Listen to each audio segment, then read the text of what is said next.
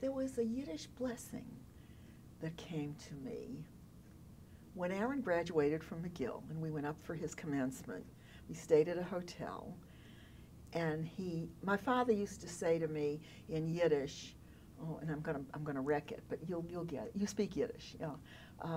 As a child, sein. Now, what would the word for future be? Sein Mazel. Sein Mazel soll sein, wie schön wie du bist. Now, what have I said? I should say, your good fortune should be as beautiful as you are. And my father used to say that to me.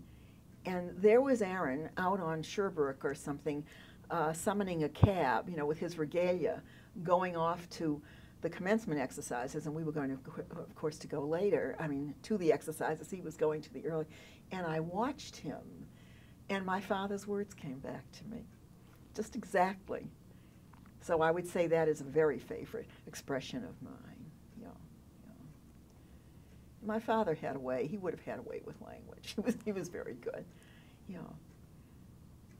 But those warm and very, very complex meanings for feelings, I think, I'm sorry I missed out on